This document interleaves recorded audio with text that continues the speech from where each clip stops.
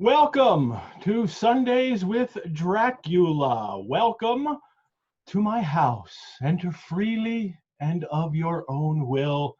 This is chapter 5 of Sundays with Dracula.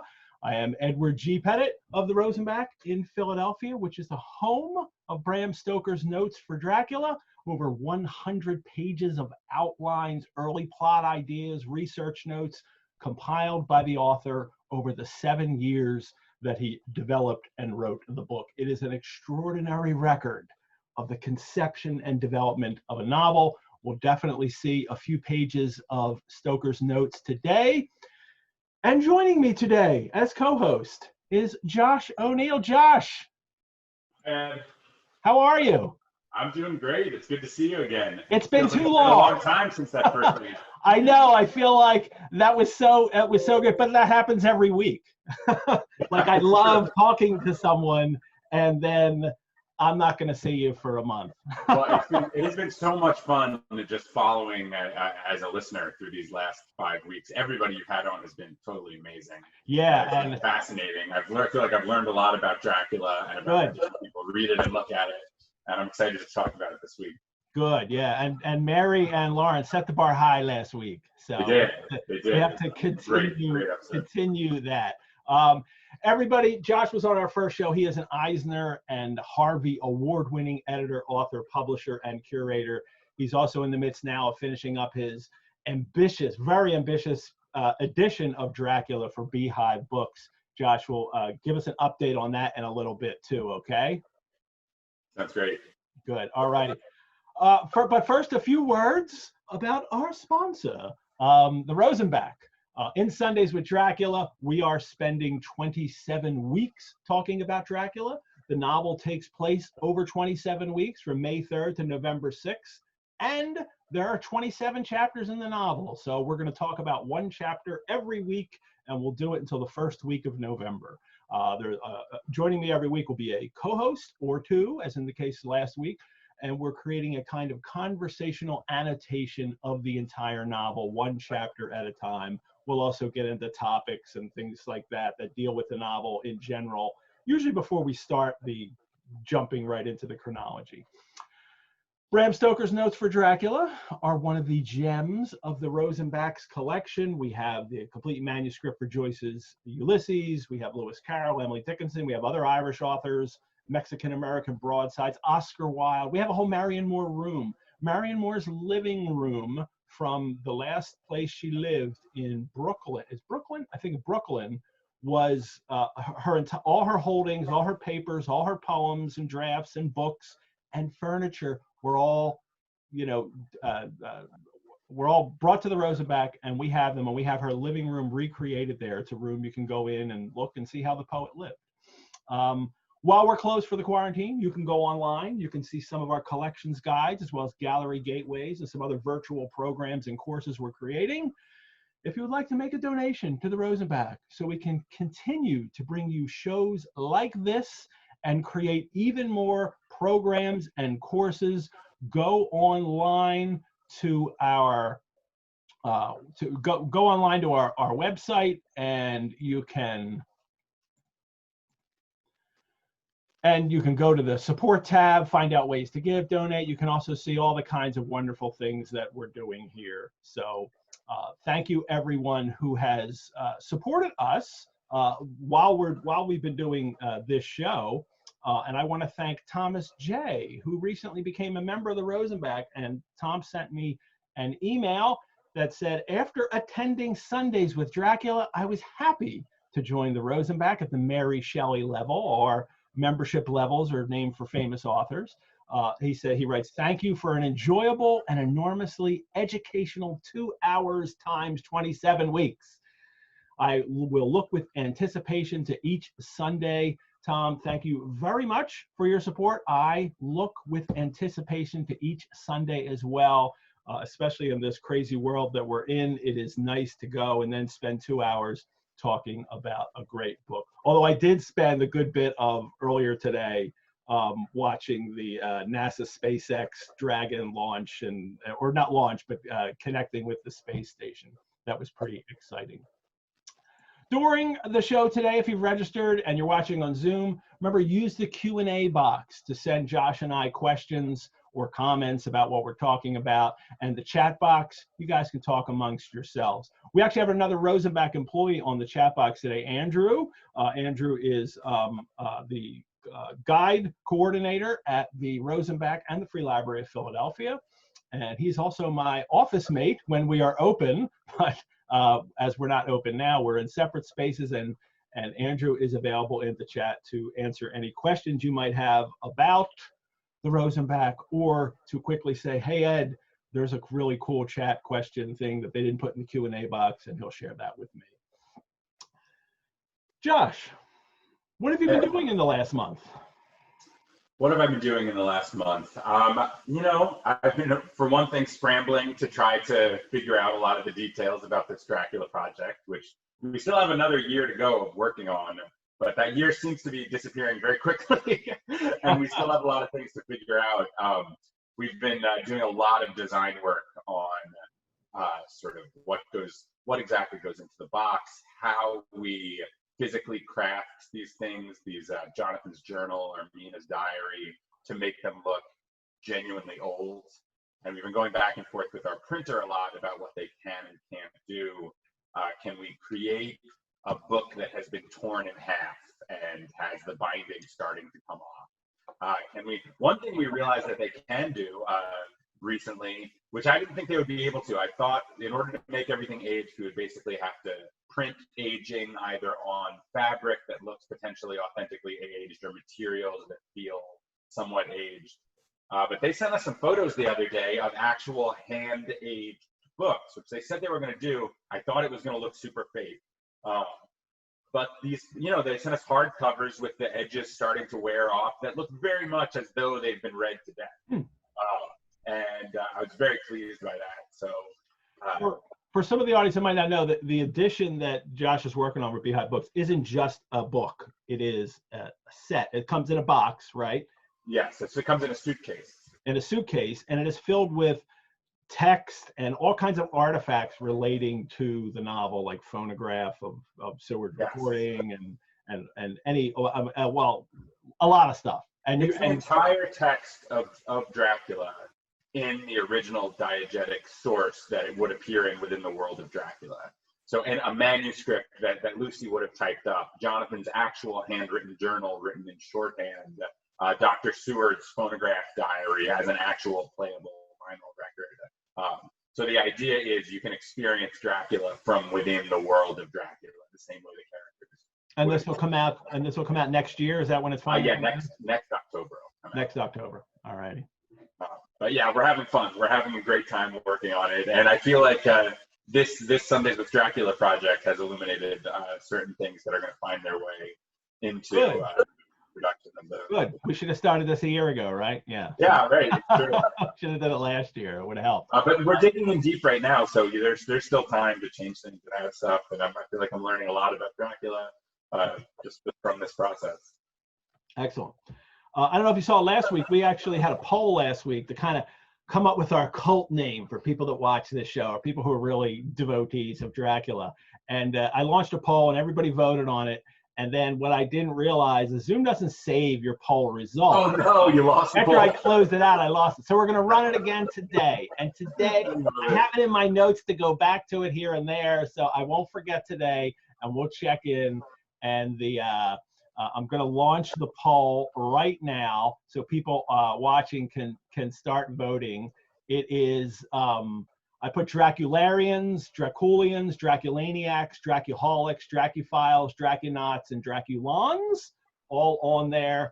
And vote for the one that you like. Vote for the one you voted for last week if you were on, or you can change your mind now. You get to, it's a recount. A recount is happening, so we will reveal the winner later on the show. Hey, if I don't do it, somebody remind me. Andrew White, put in a Q&A at the end of the show. Ed, you have to remember to reveal the poll. So we'll definitely do that later, and vote away. Right, Dracuphiles is jumped out to an enormous to a lead right away. So I'm very torn between two different options. There are two. What are they? You could tell them. Influence them. It's between Draculaniacs and Dracularians for me. Okay. I think they're both excellent. Yeah, I'm Draculaniacs or Draculaholics. So right. because I think I'm going to register for Draculaniacs because it's the most vivid to me. Yeah. All righty. We will get back to that a little later. There's already a couple of questions in. One of them we'll save for when we start talking about Mina and Lucy. But Annie, as usual, asks me every week, Ed, what are you drinking? And obviously, I love to talk about what I'm drinking. So, I actually have two drinks you can see here today. This is the Weston Rotini. It's a Lucy Weston Martini. It's gin and elderflower liqueur and some lavender bitters, and it's topped with a little with rosebuds, a rosebud garnish on top there. I don't know how well you can see the rosebuds. It's very delicious, and it's named for Lucy because it's an elegant drink, and I think Lucy is an elegant character. But I also have a drink for Mina, and for Mina, it's a beer, because Mina is, especially in this chapter, now she becomes much more valuable later, but right now she is hardworking and loyal, and I think the beer kind of accompanies her well. And actually, the beer that I've chosen is Loyal Lager from Yard. So I thought that would be a good choice for Mina for this chapter. So I have two drinks to get through today, and more even that I'll replenish with. So that is what I am drinking today. What are we going to start with? We're going to start with Revenants. Revenants is my new name for this section of the show, in which I talk about things that are still haunting me from previous episodes. So like we've already talked about something in a chapter or a topic, but as I was gathering notes for today, I wound what this topic or something that happened is still haunting me. So, or I've learned something new and I need to correct something or share something new. So the first Revenant today is, we had talked 2 weeks ago about the first illustration of Dracula being the paperback version that came out in 1901 from Constable, the British paperback, that has Dracula crawling down the wall, and how that's the first illustration of Dracula. Well, that's the first illustration that Bram Stoker likely saw, although we don't know for certain, because there was another one before that, and that's the 1898 Hungarian translation, which came out just a year after Dracula was published in English. There was a Hungarian translation, and I'm going to show you that cover. Here it is. This one came out, and it's a very, obviously it's a pretty bizarre looking picture. And this is 1898, and I found we do not have a copy of this at the Rosenbach. Fascinating. I'm trying to make it larger. Here we go. There we go. We don't have a copy of this. I found this picture online. Credit to whoever put it online, but it is in the Drafts of Dracula book, and they have a where is it in here? They have a black and white version of it in this book, that in this Drafts of Dracula book. There's a black and white version of it. He looks like such a fun guy. He looks happy. Looks like the life of the party. I mean, a little mad, a little Rasputinish. Yeah, he's got some wildness to him, but he's got all that. Look at all that hair coming up on his forehead, in between his eyebrows there, and that's clearly what you call a scraggly beard. Didn't give him fangs, but fangs aren't necessarily the first thing that people think of when they think of a vampire. No, his teeth are quite round, in fact. Like they almost highlight the roundness of his teeth. It's really not until the it's really not until the movies that the whole kind of pointy fangs becomes prevalent. I mean, that's what vampires have. Now, of course, remember the Nosferatu movie? He's got the two fangs in front, like a rat. But the Bela Lugosi Dracula in 1931, he has no fangs. And then it's later films that kind of accentuate that he has fangs, and especially in the Hammer films. Well, it's like the two long fangs eventually became the hallmark of Yeah. the vampire. Almost Whereas canine teeth. in the Yeah. novel, his pointed teeth are mentioned a number of times. Yeah. But it's not described as sort of canine fangs, which is often how we've seen vampires ever since then. So Like there a lot is, of times you see vampires depicted as having normal human teeth, except having two long fangs in the canines in particular. yeah. Whereas Dracula is described as just having pointed teeth all throughout. And I think it's Christopher Frayling who goes on in one of the documentaries about how, you know, he thinks that it's what it's supposed to be meant is there are two fangs on even one side, and he kind of uses it to tear into like an animal would. So, but it's never quite clear. You don't get this. You go back to the folklore. They don't talk about, you know, what kind of teeth vampires have and where they're located and how they use them. This is all things that need to be developed over time. And Stoker plays a role in that with Dracula, although he's not crystal clear about it. Revenant 2 for this week is in chapter 3, Jonathan's encounter with the vampire women. And if you remember in that moment, he says, he looks at one of the vampire women, and he seems to recollect seeing her before. He says, I seem somehow to know her face and to know it in connection with some dreamy fear, but I could not recollect at the moment how or where. And I mentioned how that is likely a vestige from previous plot details in the narrative that Stoker then cut out, which later we can read in Dracula's Guest. But what's great is this Drafts of Dracula book has in the back here, they have all of the additions and deletions from the typescript of Dracula. Remember, there is a typescript of the novel that exists. It's out in Seattle. Paul Allen, who died last year or 2 years ago of Microsoft fame, had bought the typescript. And the typescript is the entire novel typed out. I think it's missing a few pages somewhere at the beginning or end, and at the beginning. And it also has Stoker's corrections in his own hand. And it's the latest version that we have. And with it, and so Drafts of Dracula has taken all of those things and noted what was taken out and what was added to the text. And what I said about that referring to a vestige, that reference of Jonathan remembering one of them as a vestige of a part that then Stoker had cut out of the novel is actually true, because in the text, he says just after that as he spoke, I was looking at the fair woman, and it suddenly dawned on me that she was the woman, or her image, that I had seen in the tomb on Valpurgis night. So, and that's all in the Dracula's Guest story. And he cut those lines out, but he didn't cut these lines out. And I think it's fascinating that he left them in. I'm not sure it was a mistake, because the idea that Jonathan looks at these vampire women and they kind of represent something to him. Like it's part of the almost attraction to them that he feels like he knows them or knows her for some reason.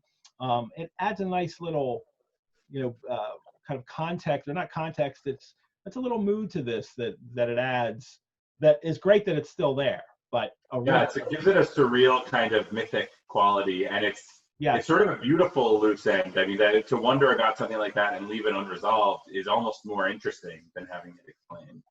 Yeah, I like that a lot. And this Drafts of Dracula, you should get this, because it includes all the text from all the notes that I go over, every week here, and also the appendices, especially that to show all the deletions and additions in that typescript is great to have. Previously, I only had some of those, or maybe they might all be in the Leslie Klinger annotated. I'm not sure. I know Leslie Klinger includes a lot of them in his annotated edition, but I'm not sure if he includes all of them. So they are my 2 revenants for today. I had a third, but I'm not going to do it because I can't do everything. I've been wanting to talk about Sortes Virgiliani, and at some week I'm going to bring that up again. So There's some fun stuff in the notes about that. Yeah, I would love to hear more about that. It's very interesting. We have some special guests coming up on the show next month, though, don't we, Josh? You're going to be here for one. Everybody's here for one of them, which is nice. Yeah. And I have a brand new one to announce. If you just watched the show,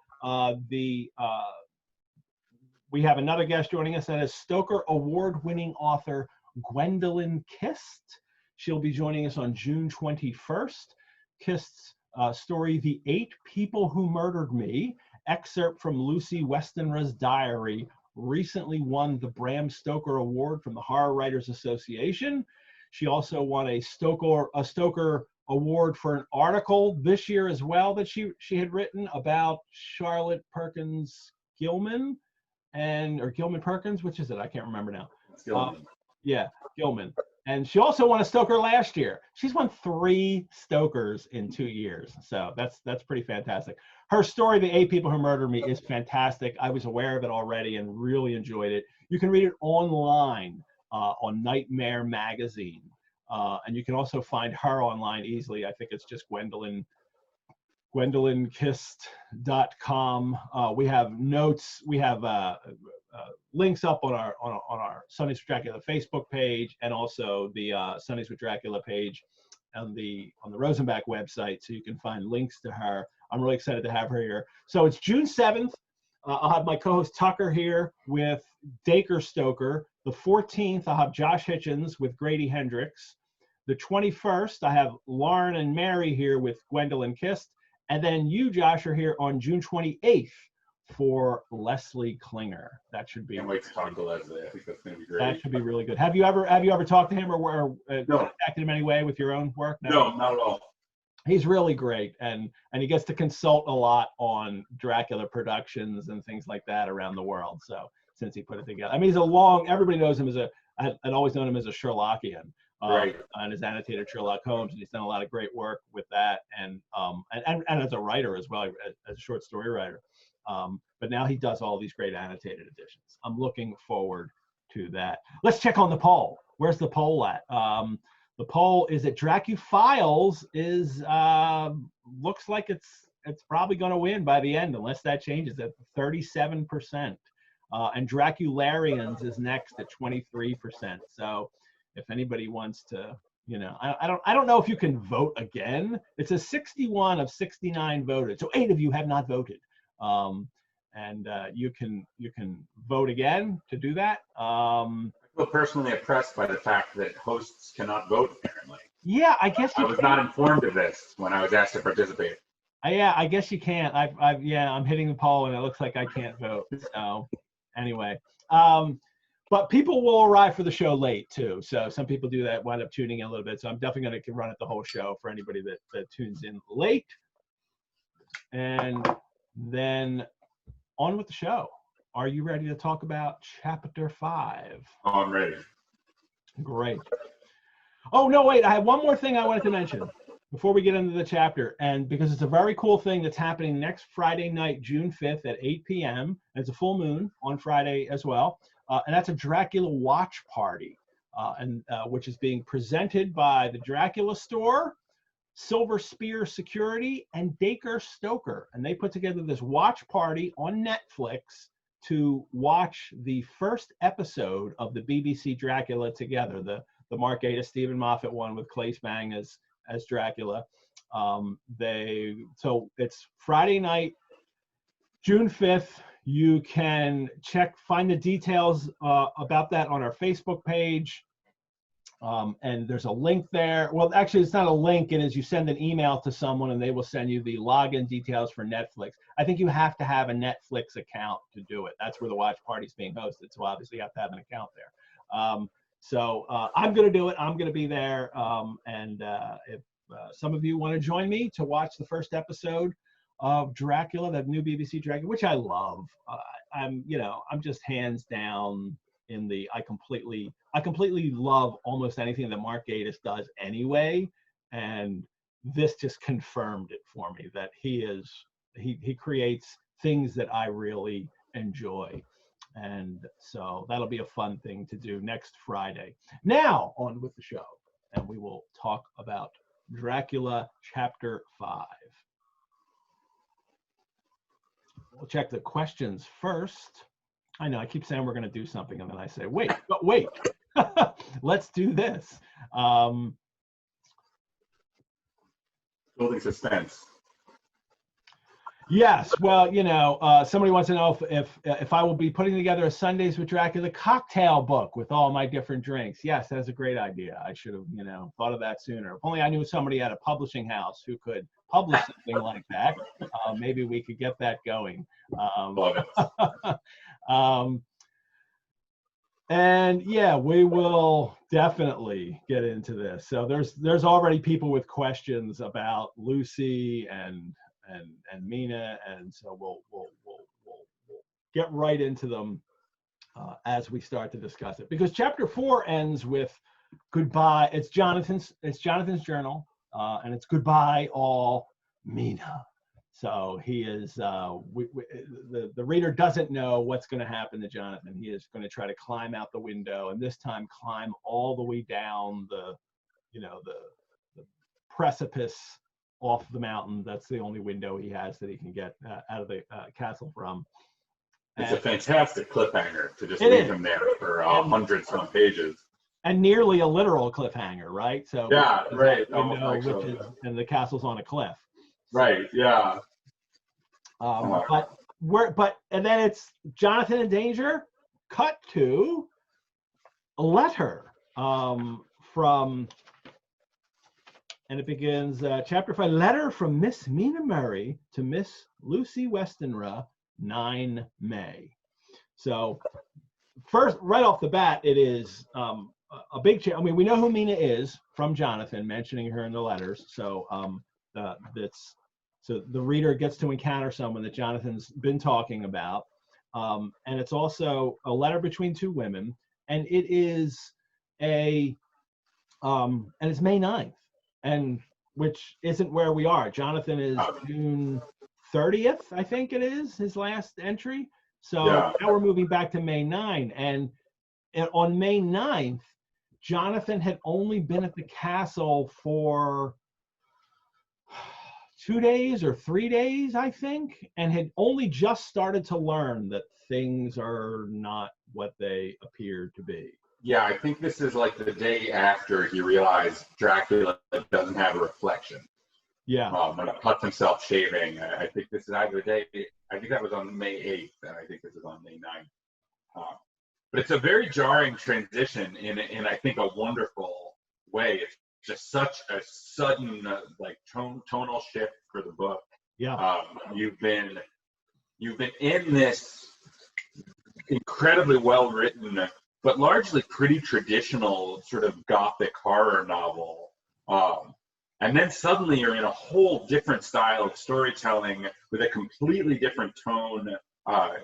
There's nothing horror related or gothic that happens in this chapter.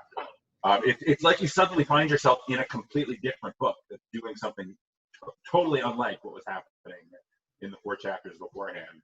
And I was very excited that the way the scheduling worked, I was going to be here for this chapter, because to me, this is when Dracula suddenly becomes something completely different. I mean, I love these first 4 chapters. I think they're amazingly well executed. I think Stephen King called the first 4 chapters of Dracula the greatest horror novella ever written. And they do stand on their own as a book. But to me, it's when you suddenly move to this different style of storytelling that you're like, okay, Bram Stoker is doing something really radically new. There's nothing particularly formally novel about what he's doing up until this point. Mm-hmm. And then all of a sudden, you've transitioned to a different time. I mean, you cut back in time. You have letters from 3 different characters, a telegram. You have a recording of this doctor's notes. You really don't know what's happening as a reader, but suddenly you're left to put all these pieces together. And I just think it's unbelievably fascinating, and it's a sort of geometric leap that Dracula takes into being a whole new, incredibly modern kind of storytelling. It is, and this chapter especially is it might be the only chapter without any kind of I mean, there's one little mention of Renfield, but it's still not Barely. They don't even really say anything creepy about Renfield. This is the kind of little oasis chapter. This is the chapter where you can just like take a breath, like, after all that stuff with Jonathan, and now, oh look, these two women who are exchanging letters talking about their love life. There's almost a romantic comedy aspect Yeah. to it. It's very witty and light, and it's after we've seen Jonathan fall apart mentally, like his sense of sort of uptight English safety and security being just slowly and then quickly eroded. And now we're right back in like the heart of semi-upper-class England and sort of social mores, and it's very interesting how our sense of comfort has been so completely undermined, and then we're pulled right back to this sense of total comfort. And we sort of know from what came before that it's going to be undermined. There's a great sense of dramatic tension, and I think Stoker knows he doesn't have to do much because he's scared us so thoroughly in the previous chapters. We'll get to as we work through the chapter. A charming, harmless story. Yeah. And we will supply the fear and the tension. Yeah, there's a couple moments that kind of ring out that chime that for us that we'll get to as we work through this. I also want to note too that we've had journal entries for Jonathan, and now we get another kind of media, which are letters. And what it becomes briefly is an epistolary novel. You know, if you know that the origins of what we come to think of as novels in the 18th century, many of them begin as epistolary novels with letters between people, and that's one of the things that help define what a novel is, as opposed to other kinds of prose fiction, in that a novel is the kind of fiction that lets us know a character intimately. And letters themselves can really do that, and they also establish a relationship between two people when they're writing together. But what these people would read these epistolary novels in the 18th century, and it seemed like you're getting a glimpse into someone's private correspondence, and hence the intimacy of it. And that's where Stoker's going with this. And by changing the media too, he's also echoing some other novels, popular novels that were coming out in the mid 19th century, especially Wilkie Collins's Woman in White, which I've mentioned a couple times, which varies its narrative form as the novel progresses and always gives each giant section of a different point of view. But Stoker's is really great, and Stoker's kind of even harkens towards more experimental modes of narrative in the 20th century by having it so varied so frequently from now on. Like, we've had Jonathan's journal for 4 chapters, and now within every chapter we often get going back and forth between different kinds of media and different ways that people can communicate with each other.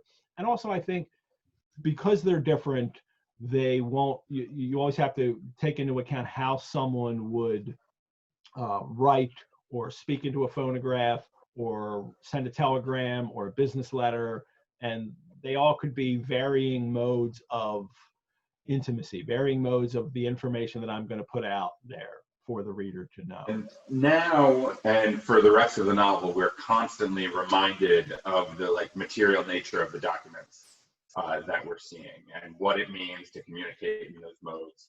And it's like, for the first 4 chapters, I mean, there's this conceit that it's Jonathan's journal, but that's a pretty light narrative conceit, and it's almost pretty easy to forget as you're reading it. I mean, we're so familiar with first-person narration in a novel that as you read it, you don't really, there's not much to remind you that you're reading Jonathan's journal. You can almost just read it as this is Jonathan's personal experience, and you're in his shoes.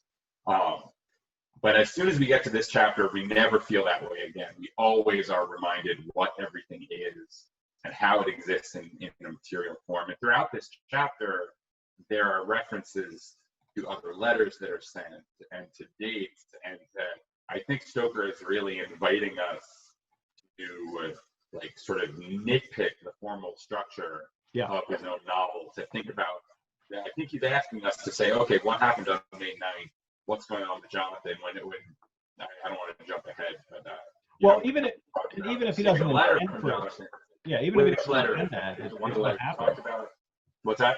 I said, even if he doesn't intend that to kind of, jar readers to make them think that, it's what happens anyway, because Yeah. it's here and But that's. I mean, we obviously can't know his intentions, but it sure feels intentional to me, because there's so many little buried things that make you go, okay, well,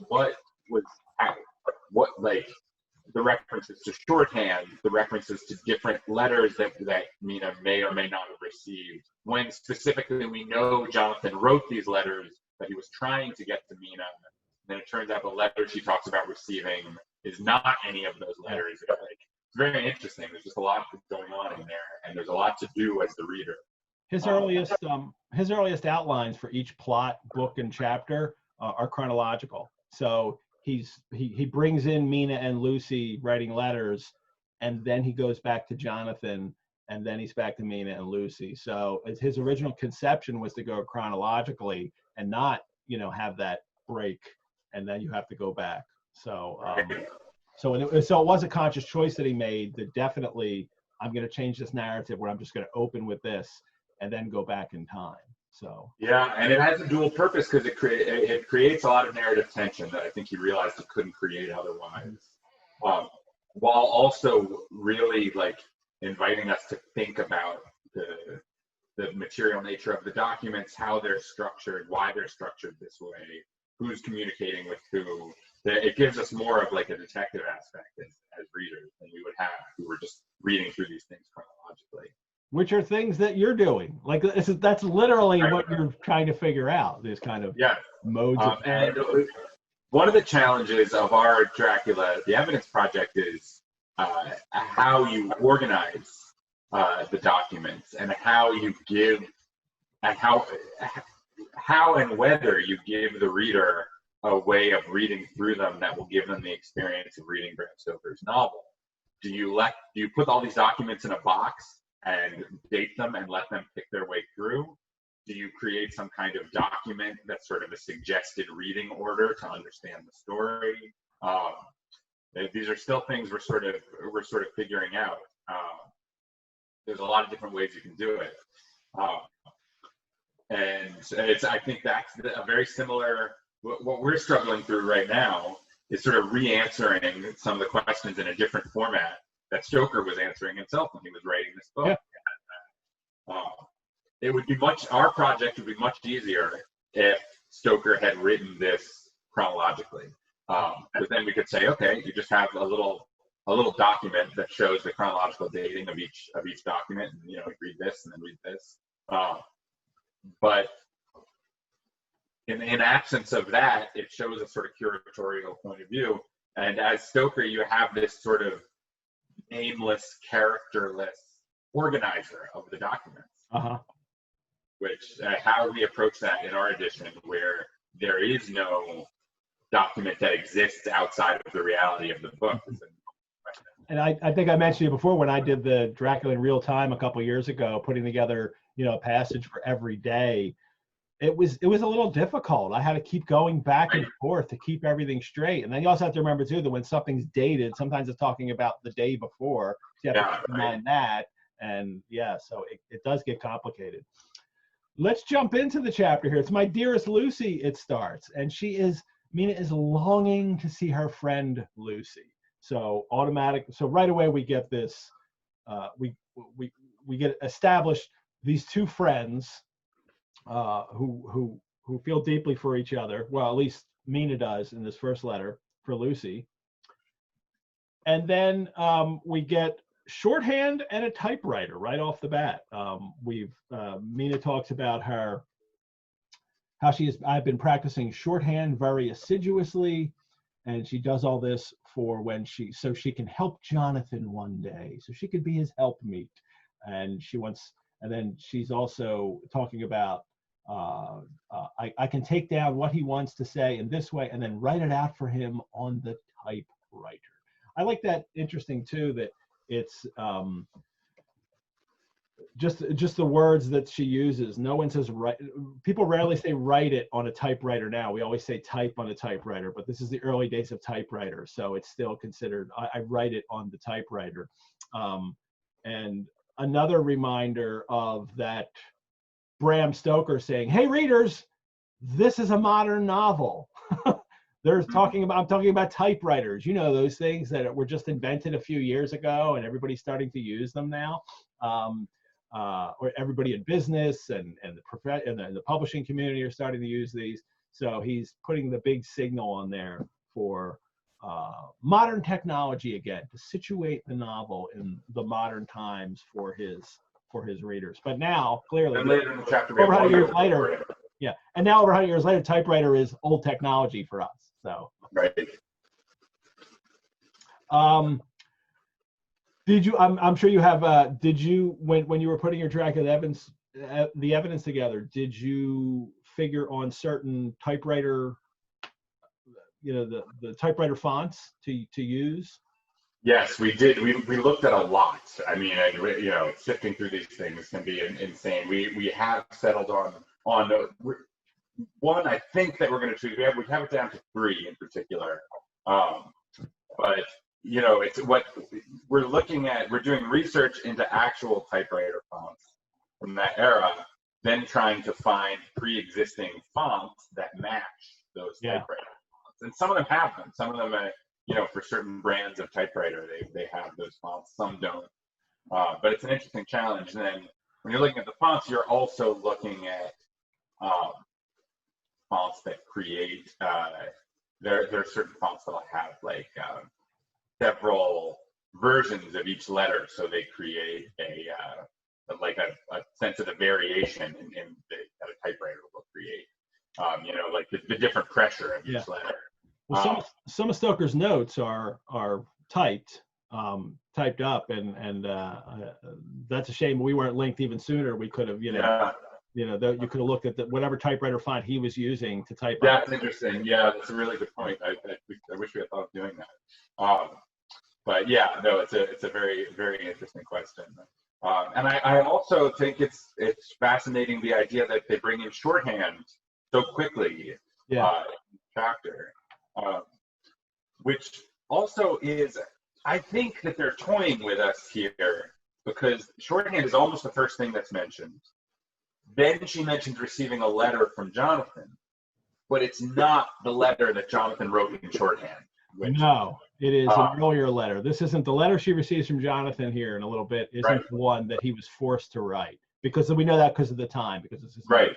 So, but I think it's sort of intentionally creating that expectation, because we know that shorthand letter was destroyed, but it was written in shorthand. She very specifically mentions that I've been practicing my shorthand very assiduously, and then mentions receiving a letter. And I think for a moment we're supposed to think, oh, maybe his letter to her did go through, and get excited. 12 times the word shorthand is used in the book. So it's a big flashing thing that Stoker is at least fascinated with, this idea of my characters are using shorthand. It's a shame we didn't get a sample in the book, but that perhaps would have been too much for a printer then, because it had to be completely separate. It would have to be an image that they would have to insert in the text. Yeah.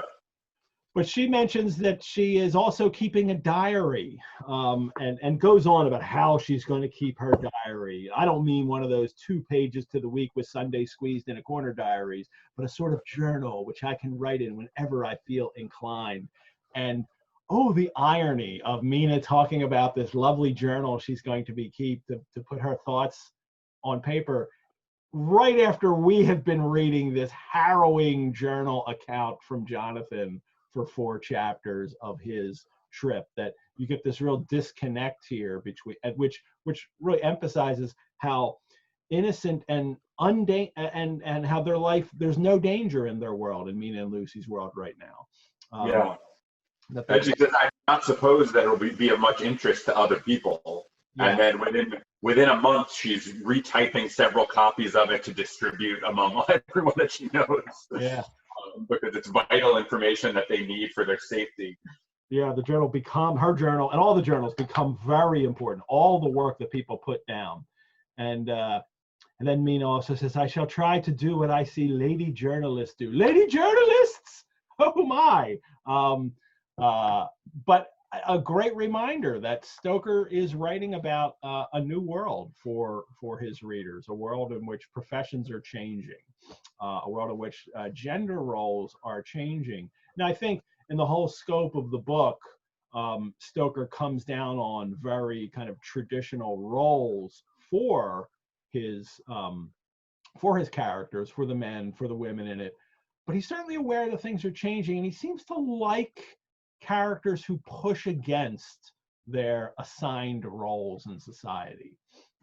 And he likes to give, especially Mina, all this kind of, he likes to empower her to be able to think about being that she has a man's brain, you know, as Van Helsing says, but that she is really smart, and she does fulfill the assigned role of a wife and helper for Jonathan, but she also is very capable and can do things that women aren't expected to do. So it's all, I think Stoker wants women to be women, but he seems to recognize in his characters that it's good for them to push out and do other things, which I guess are like first baby steps towards, you know, being to being forward thinking about gender roles.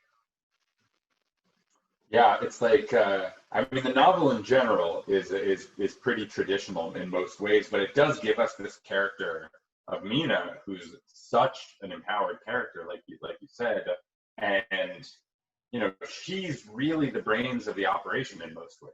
Like, she's the one who's sort of organizing everything, like figuring out. I mean, and she's really the master of the information and the master of the documents. She's like the sort of archivist of their group. And those documents are sort of like at the center of the novel, and how, you know, as they're fighting Dracula with these new technologies, she's the one who's figuring out how they can all share information, and how they can communicate with each other. And so she's like an iconic sort of woman of a new of this new world in terms of gender. But that seems to push against Stoker's own gender politics. It's a pretty interesting tension to read in the book. Well, later, not in this chapter, we'll get into that new woman term that he even uses here, that has been that people are starting to use in the late 19th century about women who kind of take professions, women who, you know, maybe wear pants in a sense, or for real wear pants. So those issues will come up again. But right now, she also says right at the end of this, right at the end of her letter, talking about Jonathan, it must be so nice to see strange countries. Which is, and the irony, the humor of that, for, oh yeah, it's not so nice, and those countries certainly are strange. This whole different perspective on what Jonathan is going through by people who don't understand what he's going through. And then we get Lucy's response. Letter, Lucy Westenra to Mina Murray. And Lucy's name, off the bat, if people don't know, the many annotated editions or just editions with notes let us know that Lucy Westenra could be translated as Light of the West. Lucy, light, you know, Lucifer, bright, and Westenra, you know, someone or a thing of the West. So whether or not Stoker intends it, he has created a kind of allegorical name for his one character, and it really goes along with the situation he is setting up of this, you know, beast from the east, Dracula, coming to invade the West, and his not quite first victim. There is a victim before Lucy in England that we'll get to in that chapter, but Lucy is the first main victim that we know, and is significant, that it is the Count coming and attacking the light of the West, in a sense. So and I think all those symbolic, metaphorical meanings of that he is trying to dim or put out this Western world that has advanced, and light is often, you know, with the fire that, you know, Prometheus gives to people, this is the knowledge, the advancement that the West has, and he is bringing the past, the barbaric past, to stop that. So Lucy Westenra, Light of the West, and she writes a letter. What I find, and just in general with Lucy now, there's a lot more to Lucy in the book than is usually portrayed in movies. You know, the movies, you know, she winds up being some kind of, you know, airhead flirt, you know, and especially when her first, you know, the second letter she writes is all about how 3 men are proposing to her, and I think it's a bit. I think we get more about her in this book that doesn't really make her. That shows that she's not really a terribly shallow character. We should a couple Q&A questions here that people have sent in. Adrian has said that regarding the differences between Mina and Lucy, can we consider them as 2 sides of the woman during Victorian times? Well, I certainly don't think Mina and Lucy are 2 sides of the woman during Victorian times, because I don't think there were 2 sides of any woman during Victorian times. As you know, they were, you know, people are, you know, multifaceted. But you can say that about perhaps Bram Stoker or other people, especially male, thinking that a woman can be this or a woman can be that. A woman could be a helpmeet, or a woman could be, you know, like Lucy. And I was thinking of this as I was putting drinks together. It's one of the reasons I put these drinks together today, because I think he definitely sets up 2 different character types for the novel. And Lucy, you know, the very elegant one, and Mina, at least from the start, the very kind of loyal, hardworking character, female character. Now, Lucy's importance will change as the novel develops, but Stoker is, I think, definitely setting them up as kind of types in his novel, as he does with all of the people within the vampire, what becomes the vampire hunting team. They're all kind of types. Yeah, I think they're set up almost as cliches in this chapter, but they both develop a lot more like specificity and originality to their characters. I feel like as the book. They do, and there's little details. Yeah, I think there's little details that we can look at here that we can hit as we go along, that really show more from them. Someone also mentioned in the chat that this chapter fails to pass the Bechdel test, because even Mina's enthusing about learning shorthand, which could be say she's not talking about men. It's so she can help her man. So yes, this Stoker is not going to pass the Bechdel test. I was thinking about the Bechdel test as I was reading it. Yeah, he's never going to pass it.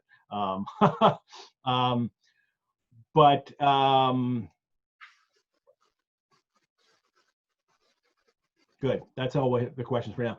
Also, 17 Chatham Street. Did you wind up doing any research on this? He gives Lucy a specific address, and right away I was trying to figure out, is he trying to say that this is some rich part of town? But I couldn't really discover that in the research that I was doing. It seems that address, it's like people located it towards. Maybe he was trying to give it a location towards where the asylum would be early on, because Lucy is supposed to be the one going to the asylum and engaged to Seward, not Mina. But I wonder if did you investigate this? A little bit, but we couldn't find anything conclusive either. Yeah. Like, I'm not sure where that's supposed to be exactly. I think there are a couple of different streets that are named Chatham, but they don't seem to match up with where Lucy would actually live. So I think it may just be a fictional address. Yeah, and it's there's a little bit of scholarly discussion about how Stoker may have based Lucy and Mina, but Lucy especially, on a real person, and there's a Westenra family and all this. I think it's very speculative, but one of the things I was reading thought that perhaps this was an address for the Westenras, or a Westenra person that he knew, but we don't know. Lucy's talking about the men in her life, but she starts talking about Arthur Homewood, and I love the detail that he gets on well with Mama, which just seems to me to be code for, yeah, he's marriageable. If he's going to get along with my mother, yeah, he's probably a keeper. But it also kind of establishes Arthur as a suitor for Lucy, in that that him getting on well with her mother establishes the fact that they are of the same class, that they're the same kind of people, that they are like people and then can thus be together. And especially in a class-conscious society that Stoker's writing in, and a class-conscious novel, that is something that would be important. That you would have to get along with someone's mother would mean you're of the same class, you're the same kind of person that she is, at least in their view. That's how they would, see each other. And then she mentions his friend Seward, and it is who they think would be a great match for Mina if she wasn't already engaged.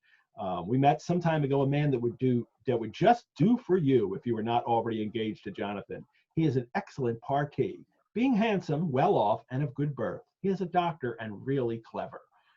Just fancy, he is only 9 and 20, and he has an immense lunatic asylum all under his own care. So That's sexy. Yes, and so what we learned too, that Lucy's actually met Seward through Arthur, which will come to play when we get in a little bit when we get to all the proposals, and that he has a lunatic asylum. He's 29. We will learn Lucy's age a little later, and she's only 19. She says, I'm not yet 20 in the next letter. So she's 19, Seward is 29. I don't know. Do you know? I was trying to find out, and I don't know. Do we have actual ages for Renfield? We get 59 because. Yeah. Do you mean for know Mina? Ages for anybody else, or do we just assume? I don't think so. I at least for Mina and Jonathan, I don't think we ever get an actual age. I mean, we can make guesses based on a lot of different things. But no, but they're if at the like nobody's over 30. This is a young. Yeah, I think Mina must be. I don't think she would be that much older than Lucy because they've known each other since they were girls. Yeah. So I don't think she can be more than 5 or 6 years older than Lucy, or maybe a touch more than that, but definitely not 30. And could be close. I mean, I think they are roughly the same age. Yeah, if I was going to guess, I would say Mina would be either 20 or 21 or 22 or something like that. Because she mentions then it's right there that she mentions that we've known each other since we were children. Yeah. And they do seem to have grown up together, and usually that means pretty close in age. We have told all our secrets to each other. I thought this line about Seward is almost a subtle dig at Mina. I mean, because it's like, oh, well, I've met this man who is not good enough for me, but he would be perfect for you. It is, yeah. And he has a lunatic asylum. Yeah. Isn't that great? I mean, an immense lunatic asylum. I don't know. Is that really I have no idea how many lunatics this man has. Yeah. But it is prestigious to it's be true. It's very successful. Especially at the age of 29. Yeah. But they've known each other since we were children. We've discovered that about them now. And then we get Lucy in love. I love him. I am blushing as I write, for although I think he loves me, he has not told me so in words. But oh, Mina, I love him. I love him. I love him. She's really, going overboard with that, or Stoker's going overboard and showing a woman in love.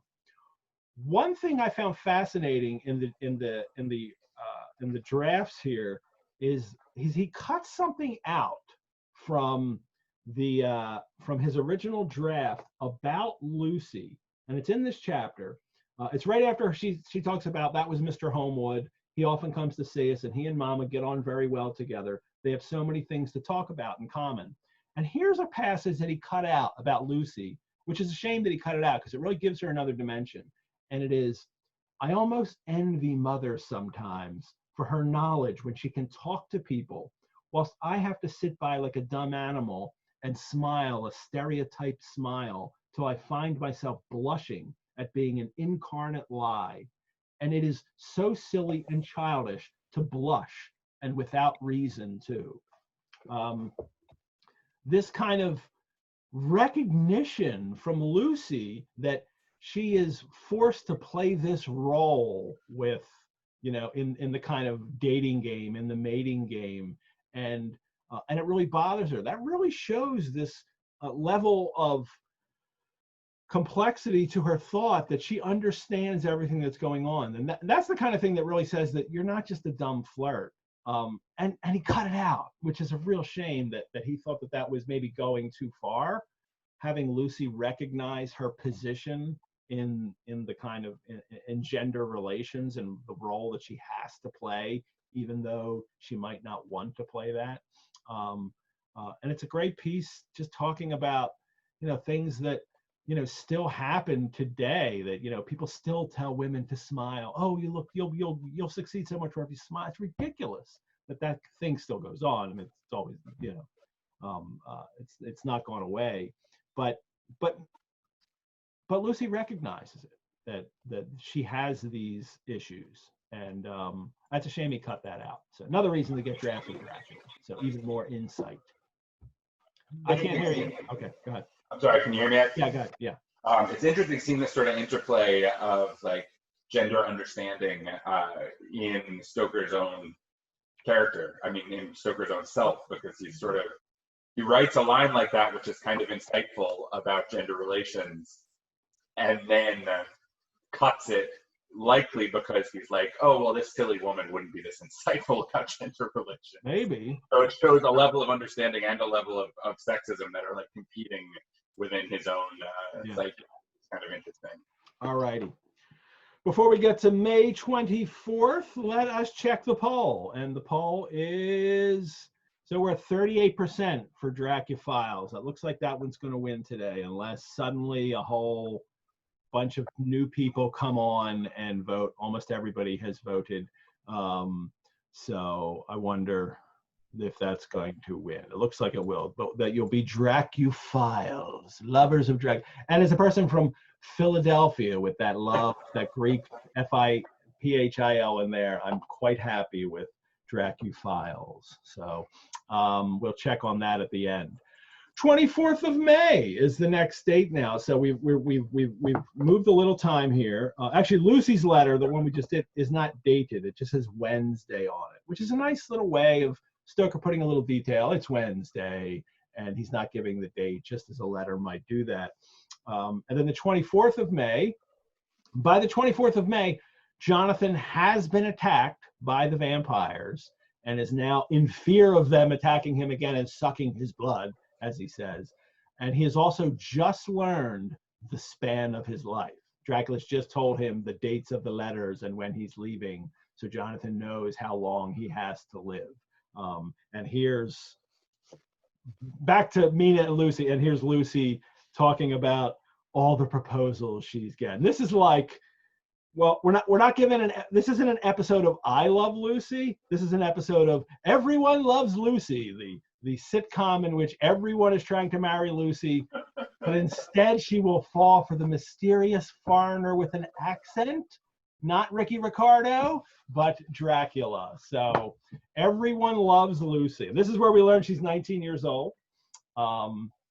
And we don't know, and we can just assume the other characters are roughly that age. Somebody asked me, Jennifer asked the question, would you consider Lucy an unreliable narrator? Yeah, but I think everybody is in a sense. I think when you get to the situation where, and Stoker understands that he's presenting letters from individual people, and I think to do that, he knows that they're all unreliable in the sense that they're giving their perspective, they're giving the way they look at a situation. So I think they're all unreliable, if only because Stoker's aware that they're all giving a different perspective to what's happening, right, John? Right, like they're unreliable, I think, in the sense that their perspective is limited. I don't think, one thing which you could play with in a format like this, which Stoker doesn't really play with, is I don't think we really ever have a character who's lying to us in one of these documents. We have characters who are, they all see things from a very blinkered point of view. Stoker doesn't grant any of his characters sort of an authorial knowledge of the situation. And they all have personality flaws, and that influences their understanding of all all these situations. So yeah, I would definitely describe them all as unreliable narrators. But I don't think we have to necessarily wonder a lot about the factual truthfulness of the material reality. Like, I don't think we look at Mina as unreliable in the sense that did three men really propose to her? I think we believe men really proposed. But I think we also know that her description of the social interaction with them is totally colored by her own personality, by sort of a sense of ego, and a lot of different things. So definitely not a reliable narrator, but not the classic unreliable narrator in the sense where, like, is any of this true? Like, we're trying to read behind the lines. Yeah. And I also think too that it's not unreliable in the sense that Stoker as an author is trying to mislead his readers into thinking something else so that he can reveal, that it is right. That he's genuinely trying to present their perspective without it. Yeah, they're telling us the truth as they see it. Yeah. One of the things I want to look at today is I want to take a look at the manuscript notes, and I want to show a little bit of how Mina and Lucy especially kind of develop over the course of Stoker developing the novel and figuring out what he wants to do with it. And this first one, let me hit here. This first one is one of the, I think we've maybe seen this before. This is one of the early, this is probably the earliest character list that we have, but it's not dated. And this is, he starts with a lawyer named Aronson, and I have to look at my own notes to read all of it, but it's. So this becomes Hawkins, right? Aronson Purchase, yeah, the lawyer becomes, Hawkins, and then under that he has another lawyer, Sortes Vigiliane, conveyance of body. That's something that maybe I'll hit later. But then another lawyer, Purchase Old House Town. Under that, lawyer's clerk goes to, he started to write Germany, and then he had written GE for Germany, and then he crosses it out. And then it's Styria. And then Mad Doctor Loves Girl. Mad Patient, Theory of Perpetual Life. And then on down here. And then down here we have Girl Dies. So at some point there's going to be, a girl is going to die. A lawyer's shrewd, skeptical sister is in here. But this Mad Doctor Loves Girl, this is still Seward, and obviously the Mad Patient is Renfield, although he's not named till later in the notes. But the Loves Girl tends to be in the early notes. This is this is Lucy in the notes, and also in the Notes Historiae, which I've shared too, which is another more detailed set of character lists. In this one, he has, let me enlarge this for you. Yeah, this one he has Doctor of Madhouse is the first one he has here, and then he names him as Seward. And Girl Engaged to Him, Lucy Westenra, and then a little later he probably wrote Schoolfellow of Miss Murray. So Lucy is originally the person who's going to be engaged to Seward, and then she's also a schoolfellow of Miss Murray, and then she will who is Mina. The Mad Patient is, and then he has Theory of Getting Life. Instinctively goes for Count, and the lawyer here becomes Hawkins, his clerk Jonathan Harker. But then down here we have another character, and then first it's crossed out. It says, find the page here. It says, friend and former schoolfellow of above, Kate Reed. And Kate Reed winds up being a character that gets developed in other Dracula fictions. Kim Newman uses Kate Reed in his Anno Dracula. I think she's a journalist in that. Dacre uses Kate Reed in the sequel that he writes for Dracula called Dracula the Undead. And so people wind up using Kate Reid, but she is a character that Stoker has cut. Although you get vestiges of her in the text, in that Mina, in her first letter to Lucy in this chapter, talking about people gossiping. Well, who's gossiping? Who's telling her this story? Well, it seems to be Kate Reid. And then later you get another reference, I think in the next letter or this letter, about somebody telling Mina things, and that was likely the Kate Reid character. But at this stage in the game, very early on, he still has Lucy Westenra is the girl who's going to be engaged to Dr. Seward. And then we get he starts to develop the novel and is writing up detailed outlines of each chapter in the book. And now I'll share the chapter for book 1, chapter 1. This is his outline for it. Enlarge that here. And it is these letters back and forth to Count, he's still Count Vampire right here. And then here's Count Vampire, but he scribbles it out and writes Dracula. Transylvania, Peter Hawkins, Count again, Vampire crossed out, it's Dracula. And then right down here we have Kate Reid to Lucy Westenra telling of Harker's visit to the school to see Mina Murray, and of Mina's confidence and her story, with postscript telling how she thought after writing it would be well to ask Mina's permission before telling her story. She knows it all over long ago, and that she goes to stay with her on summer holiday at Whitby. So Kate Reid is very much a character in his original conception. And he's got 3 women here, you know, together, who are friends, who are telling each other things. And Lucy is the one who will be engaged to Seward, and not, or will be engaged to Seward, not Arthur. And then I think there's one more here. Oh, I just love this. This is my favorite note in the whole book.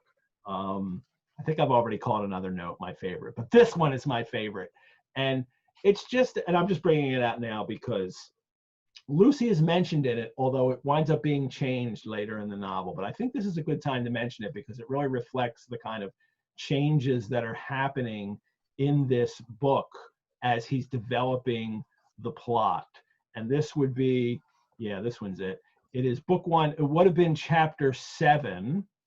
And let me see, is this the one? Yes, book 1, chapter 7. Those who know me, who have come to the Rosenbach to see me do the notes, this is always my favorite note. It's book 1, chapter 7. It's Dr. Seward's diary, and it's developments of study. And that's probably his study of Renfield that we're talking about here. And then Lucy visits asylum. Well, obviously Lucy dies and she doesn't get to visit asylum, but in this, and that's why this fits here, because this was a situation where he still had Lucy engaged to him, to Seward. And then her effect on mad patient with flies. We will see that later with Mina. Mina has an effect upon Renfield, that he feels, he tries to save her. He understands that Dracula is trying to get her. Sorry, spoilers for people who are reading for the first time. But so this will happen later to Mina, but in the beginning it was happening only to Lucy. And then curiosity concerning closest estate. And that's Carfax, which is right next door. That's where Dracula is now. And Lucy's like, hey, what about that big mansion, that crumbling Gothic mansion over there? And it just says, peeps over wall. I love that. And then Seward promises to get leave to show it to her. That's very interesting.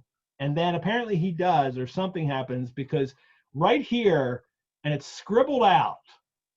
Let me make sure you can see what I'm talking about here. Right here is scribbled out, but we can read what's written under it, or scholars have, and if you look really close, you can. And it says, the blood room.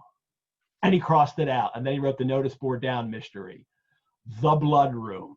The blood room actually turns up more than once in the notes, and there is a room painted blood red, And oh my God, I cannot believe Bram Stoker cut out the blood room from the novel. I want the blood room.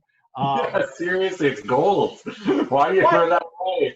What was going to happen? I think I think they go to the Carfax and they encounter this blood red room that the Count has there. And the blood room, I want the blood. So I can't remember if other people, I can't remember if other people have used it since then. Maybe Dacre used it. I'm going to ask Dacre about this when he's on next week.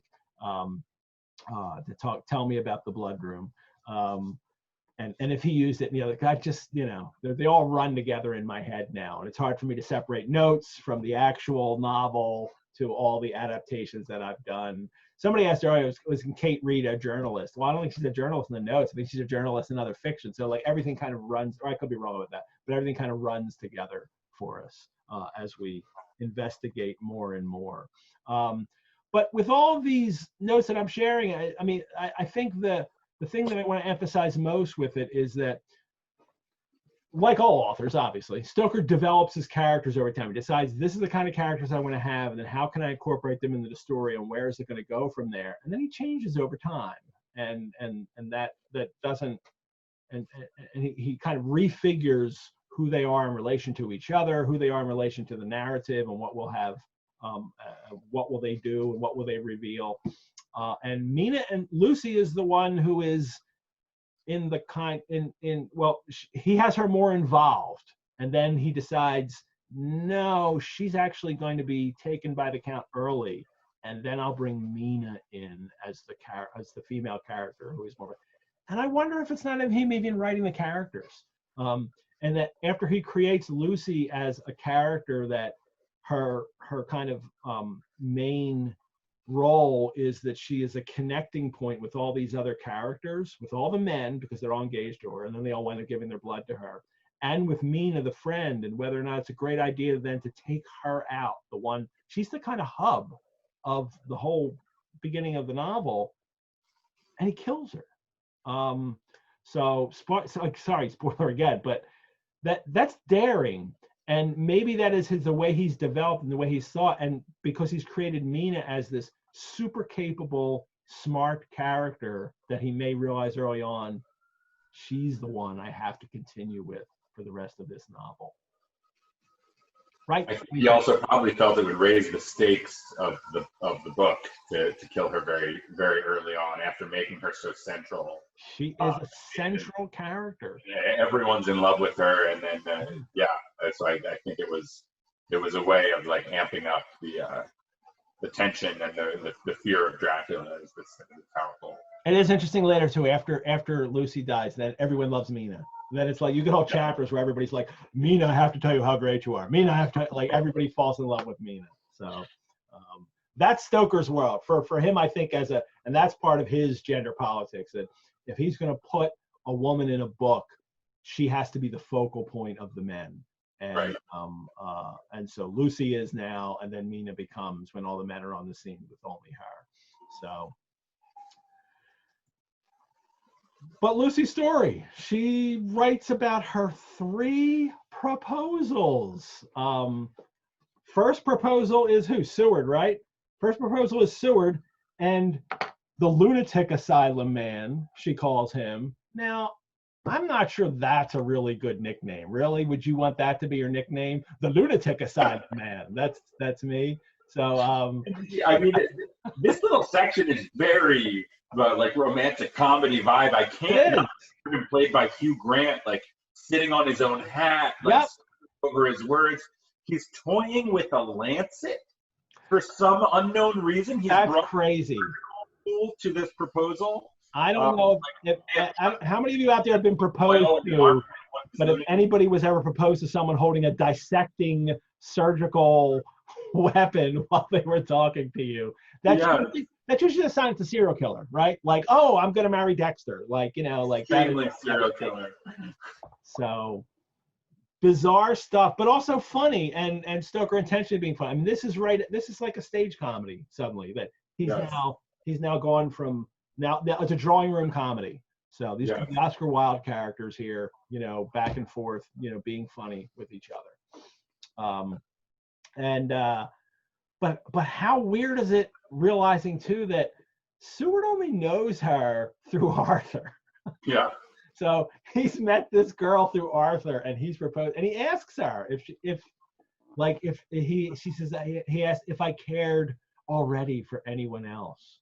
Like, wouldn't Seward know? But we'll get it again with Quincy later, the same question. So Arthur's really keeping this close to his vet. Like, he's not letting his best friends know that this woman that I've introduced you to is actually, somebody I'm interested in. Well, he may not know that she's interested back. He may know that Arthur is interested. Yeah. But he may not know what. That's even more dickish. It is. It totally is. Considering they're such good friends. I'm gonna steal her out from Arthur. Because, she. But I got the sense when he asked her if she cares for anybody else, he's specifically asking her if she likes Arthur. So yeah, he must suspect it. Because that's how he met him. But she says yes, and and then there's tears, and he gets the whole Victorian male nobility thing. Oh, well, then I could not. If you love someone else, I could not come between. I will be your friend. You can rely on me for life. Instead of the real reaction, which probably would have been like, well, how about me instead? He just gives up. And so that's her first proposal, and then we get, boy, the American from Texas. I love him. Quincy comes in, and somebody noted that interesting. Maybe Jonathan's 3 weird sisters are mirrored by Lucy's 3 weird suitors. Oh, that's interesting. I like that a lot.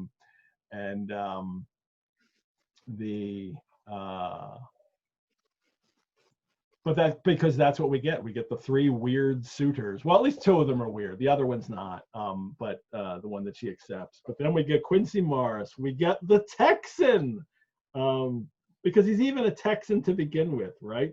An American. We don't even know his name first. He's the American from Texas, and he looks so. It's also funny that his name sounds so quintessentially British. Yeah, I don't know. I'm thinking like the Quincy Adams, and I don't know. Right, it would have seemed like an American name to him. Quincy P. Morris may have seemed like it sounds like an old world name to us. Yeah, that's true. But to them, maybe that did sound, but that's how he is. He's just the American from Texas. He's young and fresh. He's adventurous. This is a stereotypical American for Brad. Yeah, he's like a cartoon character. It's great. It is. And what's odd is that he gives him this, before I get to the slang and the way Quincy talks, I don't want to move over this awful racist comment that Stoker puts in here, or at least in the mouth of his character. And his character talks about how, him using the stories that he would tell her of her adventures, she kind of compares to Othello, wooing Desdemona. I sympathize with poor Desdemona when she had such a dangerous stream poured in her ear, even by a black man. And that awfulness of that racism right there, that this is like, isn't that absurd that even like that is an awful thing to happen to a woman. But I'm very interested in the fact that Stoker's actually, or Lucy is comparing Quincy's foreignness as an American to being like what Othello, a black man, was to Desdemona. That's how foreign Quincy is to Lucy. That he's not going to be somebody that gets along well with Mama, right? That where Arthur does that, Quincy is just some bizarro guy from another world that a woman wouldn't normally consider. And so obviously she's going to say no to him, but she doesn't say no to him because he is this very strange person from another world society who speaks differently. She says no only because she's already in love with Arthur. Like both of these guys, it seems like she would have said yes had I already not known Arthur. Mm-hmm. And then we get the slang. We get from funny, but at the same time, I always think that like, oh come on, like I wish Stoker had done a better job with it, because it's just this ridiculous stage cowboy speech that we get. And it's not like Stoker hadn't met Americans. He'd been to America. He met Walt Whitman and had conversations with Walt Whitman. He knew what not only what Americans sounded like, but even what like maybe a smart American sounded like. But he's got Quincy in this role as this weird Texan, and so he has to give him this, you know, just ridiculous speech. Do you want to read that speech, Miss Lucy? Yeah, he says, Miss Lucy, I know I ain't good enough to regulate the fixings of your little shoes, but I guess if you wait till you find a man that is, you will go join them 7 young women with the lamps when you quit. Won't you just hitch up alongside of me and let us go down that long road together, driving in double harness? Yeah, somebody on chat just called Quincy Yosemite Sam. So yeah, exactly. Yosemite Quincy. You varmint! That's ridiculous. It is. But again, it's not. It's like I say, like I wish Stoker had not been so extreme with that. But it's a funny chapter. It's very entertaining, and its tone is so different than the rest of the book, but it's so entertaining. That's clearly what's going on here. That you know that this is a character entertaining, and he becomes heroic. So this you know he doesn't mean him to be buffoonish at all. He means him to be very different, to speak in different ways, and then later Quincy will be heroic, as you know the most heroic in the book. In a sense, as we'll get to in week 27, where Quincy is the most heroic in the novel will be revealed. But Quincy also doesn't know Arthur is courting her. So clearly it is, Arthur has not revealed his intentions. He has these, you know, he is, and that's not all that bizarre, the more I thought about it, because it is, we're dealing in a world where there is a society and people see each other and socialize in all kinds of settings. And so for Quincy and Seward, Lucy is just one of the society families that Arthur Holmwood associates with, that he goes and spends time at a party with or goes to see them. So, and they think that, well, he's introduced me to, and again, it's a time where there's no dating. Dating doesn't happen. You don't date somebody to learn if you would like to marry them, especially in the world that they're in and their level of society. You declare your intentions to marry someone, then the courtship begins. Something may happen and you may decide not to marry someone, but that's rare. You don't get to know someone, or you get to know them only in a limited way. In that passage that was cut out too by Stoker, where Lucy has to behave in a certain way in these situations. So they haven't, Arthur hasn't told them that this is the girl for him, so they're all proposing to her, and you're lucky, Arthur. But of course, he's the one that's going to become a lord. What's he going to worry? He's going to worry about some rich, you know, Texan talking about hitching horses to the cart and fixing your shoes, and he's not worried about him. He's not worried about the lunatic asylum man. Arthur's going to become a lord. He's in the he's, you know, and he gets along with Mama. I mean, he's, you know, he has nothing to worry about. So go ahead, all of my friends can propose to Lucy. I'm not worried. And Lucy then has this great note, this great comment here that why can't they let a girl marry 3 men or as many as want her and save all this trouble, you know? And, you know, but this is heresy. I mean, she backs off of that. She's like, I'm not being serious. But you said it, and I love that she says that. It's a great line.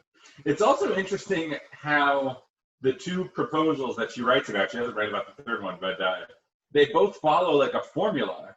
You know, there's like the proposal, and then she says no, and then they ask her if she's in love with anyone else. Or she doesn't say no. That's like, she's upset, and they think like, oh, is there someone else? Right. Yeah, yeah, that's right. And then they promise to be Yeah. friends together for life. It's interesting how formulaic it is. They follow the exact same structure.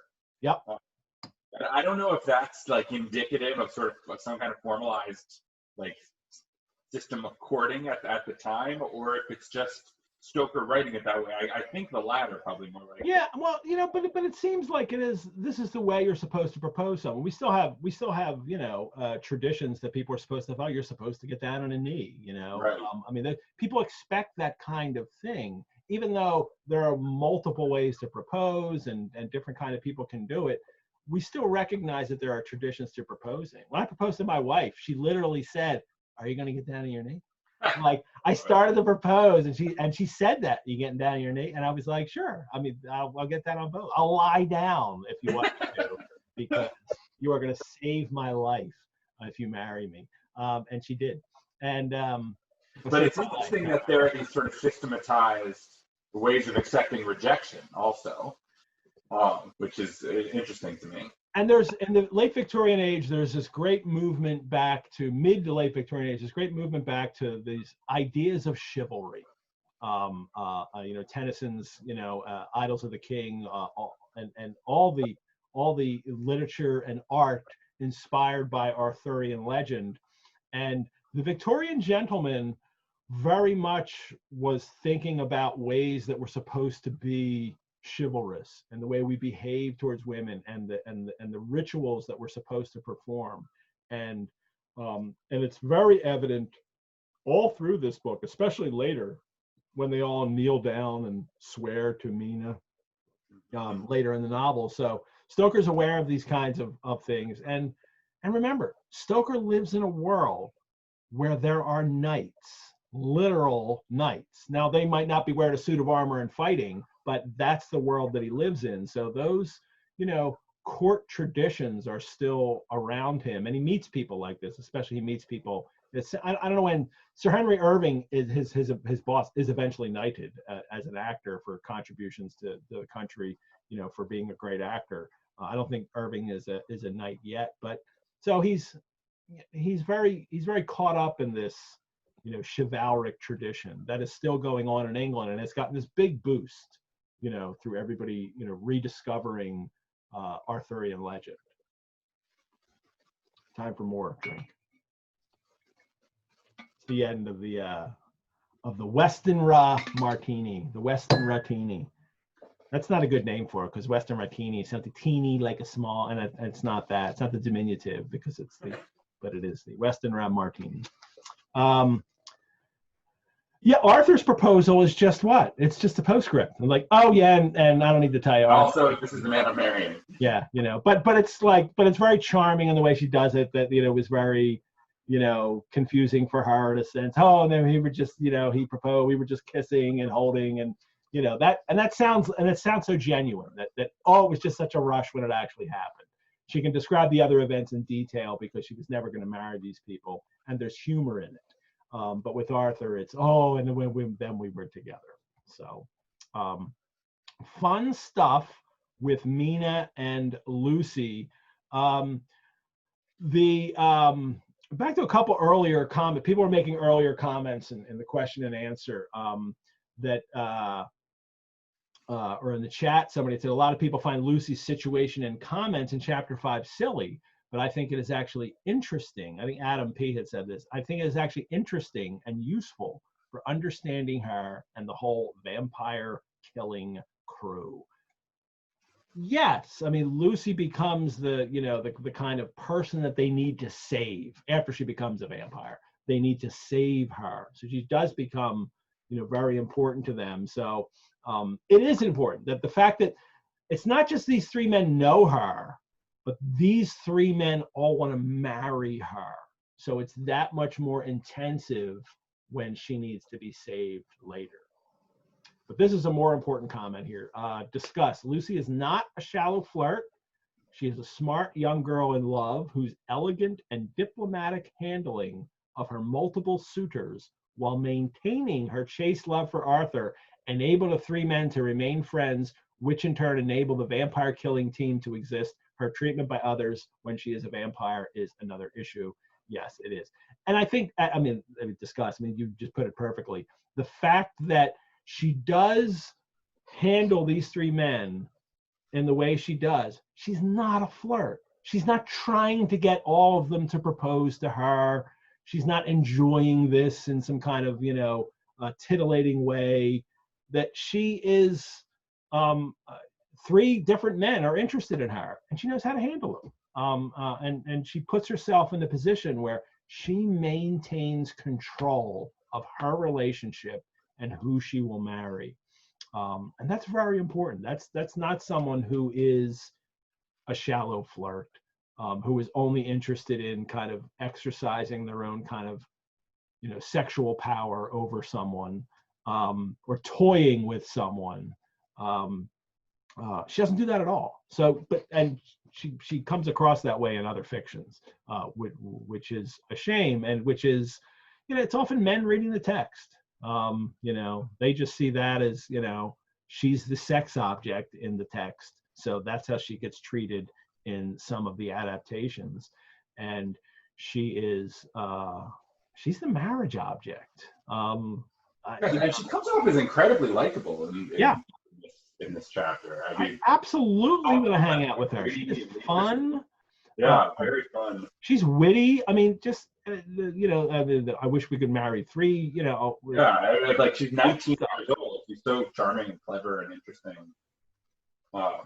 As is this cocktail. Wiser than her years, especially in how she handles, like, the fragile egos of these three men. Yes. So I really like Lucy, and I'm real happy when June 21st, we'll have Gwendolyn Kist here for her Lucy story. Read her story. Read her 8 People Who Murdered Me. Great perspective on, all the different ways that people, relate to Lucy in this novel. Really good stuff. So we get to the almost last part. We get to Seward's diary. Now we're getting another character. Another character comes in, Dr. Seward. This is his diary, and it's kept in phonograph. What? What new technology is this? Like wizardry. Yeah, another conspicuous mention of new technology. Ground the novel. Technology. Yeah, ground the novel in the modern world. But now we're getting to the point where I think we can, this begins to serve, the technology here begins to serve as a way of the moderns combating the old world supernatural. Well, I guess we haven't gotten to that yet, but this is though setting the stage for that. That kind of metaphor, that kind of theme in the novel where the new versus the old, and that will come into play later. But it's never like, because he kept it on phonograph, it was important. So why then have that? Well, then because Stoker wants to really ground the novel in modern times and set up the positions of these characters versus Dracula. How are you dealing with the phonographs for his phonograph recordings? You're not creating wax cylinders that we can all play on our old Edison machines, right? No, but I did look into producing wax cylinders, and it is possible to do. But, with this project, there's always, there's a very narrow line that we're always trying to tread between realism and usability. And so we want the book to be legible. We want readers to be able to enjoy it. That shorthand is a real issue with that. Almost no one can read shorthand. Yeah. We have documents in shorthand, and we found, I think, some clever solutions to that problem that address both needs at once. And so yeah, with the phonograph, in theory, it should be some kind of wax cylinder, which it's not. It's a vinyl record. Vinyl records did exist contemporaneous. Where they would not have been vinyl, they would have been lacquer. But disc records did exist at this time. So we're producing something as close to as legitimately period as possible. And how much of it are you doing? What's that? How much of his diary are you doing? Is it like a sample? Well, we're doing 2 different versions. We have a single disc record that comes with all editions of this project. And then we have a deluxe edition of the project, which comes with a double disc record. So altogether, we're producing 3 discs worth of audio. We're figuring out exactly how much audio we can fit on 3 discs. And some of this may involve actual testing that we have to do, because you can actually fit quite a lot of audio on a record. The problem is the quality gets lower and lower as you fit more on there. Now, that may be okay. We're trying to produce something that sounds authentically like it was produced 125 years ago. So if it sounds terrible, that's great. If it sounds sort of digitally terrible, that's bad, and we need it to be understandable. Yeah, people need to hear it. Like, I've heard recordings that people have done, like you can hear Preston doing Charge the Light Brigade, and people giving speeches and stuff like that, like records of sermons and things that do sound like a very distant telephone call and are able to fit like an hour of audio on one side of a record, which you could never do with music because you need too much dynamic range. Yeah. So we're still trying to answer that question about exactly how much we can compress the audio and how much we can fit on one side of the record. We're definitely not going to be able to do the audio of Dr. Seward's entire diary. It's just too much. I think that would be that's a whole different box set. Yeah, basically. You would probably need a minimum of 6 discs, probably more depending on how much you can compress them. So yeah, we'll do some kind of excerpts. But yeah, this compression question is very interesting. Like, how much can you compress it? How bad does that make it sound? And how much does that badness almost add to the verisimilitude or take away from it?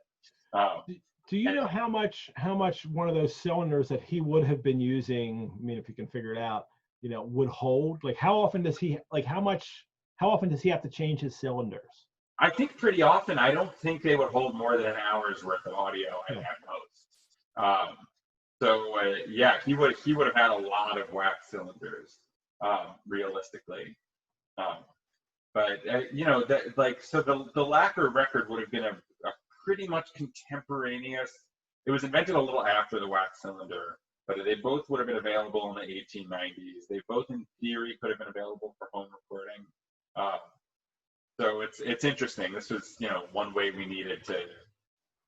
A big part of the appeal of this project is that you can pull the record out and listen to it. Yeah. And so, we fudged the realism of the book a little bit there. Are they 78s? What's that? What did you make? What speed? No, they're going to be 10-inch records. 10-inch records and 12-inch records would have existed back then in pretty similar format to LPs and EPs now. So you can play them on a 33 1/3, or is it? Yeah, exactly. We may actually do the standard edition as a 10-inch and the deluxe edition of the double disc gatefold set as a 12-inch. I don't have a 78 player, so I'm good. I'm glad. So I only have I can only go 33 and 48, so I can but I have a nice new turntable, so I got for Christmas. Yeah. And we may actually record the entirety of Dr. Seward's diary and make it available as a digital download. That's cool. Yeah, I like that a lot. So, So we want people to be able to listen to it. And I know some people will not actually want to play the records because they want to keep them in perfect condition. We want those people to be able to hear the audio as well. And I would play anything. I would never buy a book and never open. Oh, for me, that is the whole appeal of something like this. Is playing with it. Is literally opening everything up, looking at it, like moving things around. But buy two. You can buy 2 and keep 1 pristine. What's that? Buy 2 and keep 1 pristine. So yeah, that's another option. But we do have certain readers that are very concerned about, like, are we going to have digital editions of everything? Because I don't want to touch anything that's in the box. And it's so foreign to the way I would experience it. But I respect it. Totally different way of dealing with that's what collectors will do. I encounter all the time in the comic book world. People buy 2 comics. They'll buy one. Right. Yeah. Totally. And that's great for us as a bookseller. If you want to buy 2 copies, more power to you. Oh, good. All righty. So Seward's on phonograph here, and that's how he's keeping his diary. And it's fascinating what he talks about here. Like, this opening passages is him talking about madness and how the way he treats Renfield and to keeping him right on the edge of his madness because this is how he's going to treat him. And then he goes into these bizarre kind of fancies, you know, under what circumstances would I not avoid the pit of hell? You know, and then he's got Latin in here and all through. But the Latin is Stoker's kind of, you know, he's a learned doctor. He's going to have little Latin phrases that he uses all the time. That's his way of establishing his character, that this is a doctor character. But this method of madness or method of the way Seward deals with Renfield and his characters, I find fascinating, because he writes, if there be anything behind this instinct, and the instinct is to kind of, you know, be on the point of madness, something that he usually avoids, but he's not now. If there be anything behind this instinct, it will be valuable to trace it afterwards accurately. So I had better commence to do so, therefore. That's almost, you know, that seems to be a reflection of what's going to happen, and the way that they are, you know, a kind of forewarning of what's to come and how they're going to combat the Count by doing this kind of, like, because in a sense, to combat the Count, they have to do that thing that happens in all, you know, movies where you hunt the murderer, the monster, like a think like the monster, the think like the murderer, and they have to kind of do that in order to combat the Count, and they also have to keep a record and to make sure that they follow this plan as they do that. And I think here's Stoker placing Seward in a position where he can become someone who will successfully, you know, who will be part of the team that successfully combats the Count, because this is the way he goes about his work already. Does that sound reasonable? I think that's absolutely right. I agree. I was wondering whether you have any analysis of the final sentence of this section, which is a little bit baffling to me. When all the way at the end there, when latter forces paramount there. Yes. Okay, well, let's get this go. But first, because I'll definitely talk about that. But first, I want to get to Renfield. We get Renfield. Of course, yes, yeah. Can't skip over Renfield. We all love Renfield. ATOT, which is his abbreviation for age 59, and for, I don't know if it's for his readers or it certainly is for us, the sanguine temperament is funny, because sanguine it means blood, and the sanguine person is, and that's the from the four humors of the body. It's choler and blood and bile, and I can't remember the fourth, but the sanguine temperament means you are very optimistic or positive, you know, especially if in a difficult situation. But it's outgoing, talkative people are very sanguine. And this is Renfield. It's good to be sanguine. You are extroverted. You speak a lot. You might be overly dramatic sometimes, but sanguine people are good to be. And Renfield is that. But he's also morbidly excitable, periods of gloom. I mean, he is in a lunatic asylum. He's not saying he's a sanguine guy, so what a great guy he is. There are issues with it. Morbidly excitable is a really interesting phrase. Yeah. And possibly dangerous man. Probably dangerous if unselfish. That's really strange.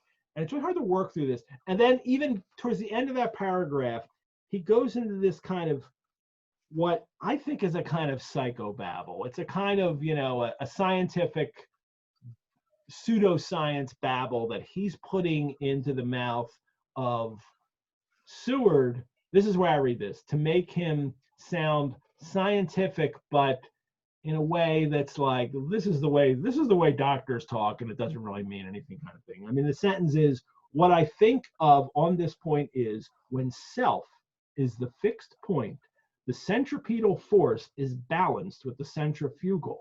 When duty, a cause, etc., is the fixed point, the latter point is paramount, and only accident or a series of accidents can balance it. It is Seward's way of saying making, maybe a simple thing very complicated.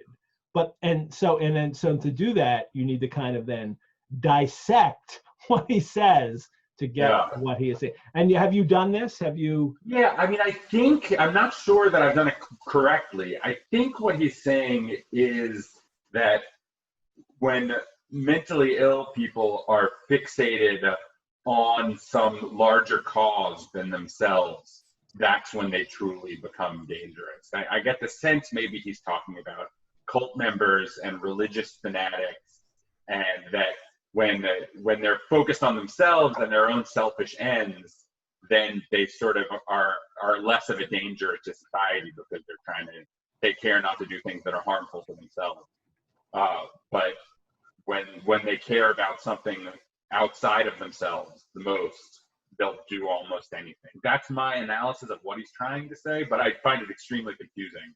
So I'm not sure I have that right. It's almost like, if you're well adjusted, you'll be normal. And if not, you'll be messed up. I think it's just his way of overcomplicating the fact to say that, like, well, he's obsessed with things and it's not good for him. Well, he's saying something counterintuitive, which is that selfishness is better than being driven by duty. At least in these people. I don't know if he's talking universally about humans or if he's talking about specifically the people in his asylum. But it does seem to be saying something that's not like true on its face. Yeah. That's not obvious, that you wouldn't assume. It seems like a counterintuitive statement to say, like, oh, he's dangerous if he's not selfish. If he's selfish, then we'll be fine. Then he'll be okay. I also wonder if it's his use of the word selfish, and that it has become a purely pejorative term now, that if you're selfish is a bad thing 100% of the time. And if you don't mean bad, then you have to explain what you meant by calling someone selfish. And that I wonder if he is using it at a time too in the 1890s where it's not necessarily going to be read as pejorative. I'm not sure.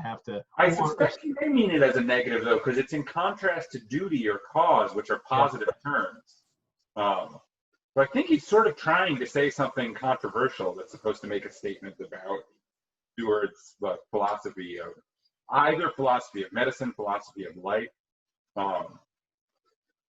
But then Stoker complicates it by doing this kind of, pseudoscience babble at the end of it that kind of either confuses it or at least makes it, kind of prevents us from really knowing exactly what you're talking about. We're making a joke about it. It's definitely teasing the Seward here for his pompous way of talking, I think. And that's central to Seward's personality throughout the book. It's different. Jonathan also has a certain pompousness. It's a very different style of pompousness. But that's, I think, central to Seward. But I do think there's, so he's saying that in a selfish person, the inward force is balanced with outward force. And in an unselfish person, the outward force becomes paramount. One of the issues of trying to figure this out is the kind of, the view of psychology at the time and how he's actually going to be, how not only what Stoker thinks of what psychology is and how people think about things and how they form in your minds, but also then what he's trying to do with his character, Seward. There are times later in the book where he actually, where you have medical procedures like the blood transfusions or the trepanning of Renfield's skull when he's injured, where he actually consults his brother, and they're part of the notes too, where Stoker has consulted his brother, who was a medical doctor, and asked him very valuable medical information to put in. And so we have that side that Stoker's very concerned with that. So I wonder if he's done kind of, research on, alienists, on people who, will become psychologists and how they deal with madness and how they would talk about their patients. We don't have any of it in the notes. If he did, it never made its way into the saved notes.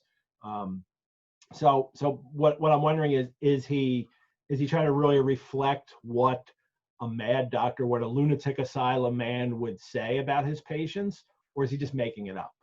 And Question. Yeah, I don't know. That's something to dive into. But yeah, because he might just be making it up. It then becomes a circular, like how do right, you ever know? So well, right, um, but and so but what he is doing is presenting his character Jack Seward, Dr. Seward, as somebody who is at first very human. Like he opens this like, I'm kind of depressed, you know. Obviously, what happened? He's been turned down by this woman that he's been in love with, and now he's turning himself to his patients. And he's very involved in this one patient. He's so involved, he's willing to go to that point of madness, that kind of point of hell that the patient is also in, to figure him out. And so that makes Seward a kind of capable person, but also a little dangerous in a sense, right? That he's willing to risk himself in order to treat his patients is good, but also a little dangerous. right. Yeah. I mean, in that way, maybe he's sort of talking about himself. Yeah, I like it. I think that's very interesting. Okay, so there's Seward. And then we get the letter from Quincy P. Morris to the Honorable Arthur Holmwood, 25 May. With this, again, it's like ridiculous. It's ridiculous in the sense that it's because it is talking about these adventures like we used to be in an adventure movie and all this. Yeah, like what? You know, campfire in the prairies, landing at the Marquesas, drunk healths on the shore of Titicaca. You know, they have been all over the world in adventure. They're all like Quincy, Arthur, and Seward apparently were all in an H. Rider Haggard novel at some Exactly. point before they, you know, come out and then decided to pursue their own careers. And all attempt to date the same woman. yes, and so Quincy's going to get together. So but it's also establishing their camaraderie, establishing themselves as adventurous, heroic figures. And that's what this novel will need eventually, is heroic figures to go combat, you know, the monster that is going to attack them. And Arthur responds in a telegram from Arthur Holmwood to Quincy P. Morris saying, you know, count me in every time. But a reminder too that we have another form of media here. We've had journal, we've had letters, we've had a phonograph diary, and now we have a telegram. So we have 4 different modes of communicating with people that are being used in this book. So all kind of preparatory for, I think, the theme of the kind of modern world being faced with, you know, the old barbaric supernatural world, which will happen. Right. Yeah. What do you think Holmwood's message that will make both your ears tingle is? Oh, he's referring to his being engaged to Lucy. And But they already knew that. Well, yes, and I don't know if that's a mistake or he's like, but that seems to be what it is. That like, yeah, I'm gonna marry this girl. Yeah, it's just a bit funny because that's the point of the letter is like, let's get together to celebrate your engagement. And he's like, well, wait until I tell you that I'm engaged. It's gonna yes. So it is weird, but maybe Quincy's only referring to that they should all get together and celebrate because I don't know. But, you know, maybe Arthur is going to reveal something to them that, you know, only men reveal. You know, I don't know. Right, yeah.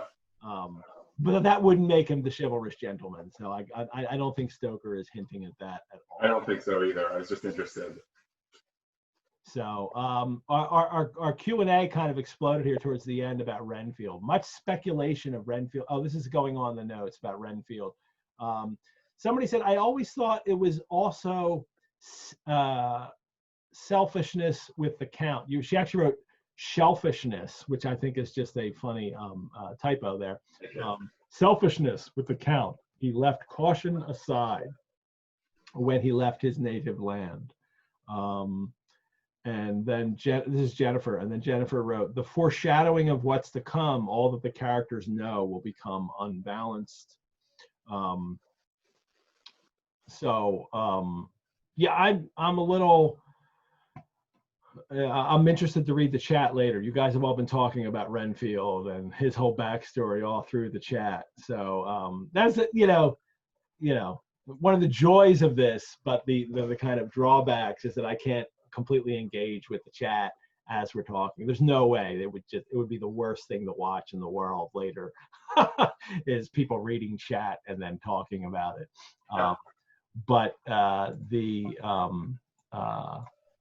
But it's another reason why people should, if you're watching this on a replay, clearly sometimes you have to because of whatever schedule you have. But if you can tune in live, it is well worth tuning in just for the chat alone. I can tell you, as I've read these afterwards. So I sent you the chat for the first show, right? Yeah, they're great. It is continuing. It does make me wish we could like respond in real time.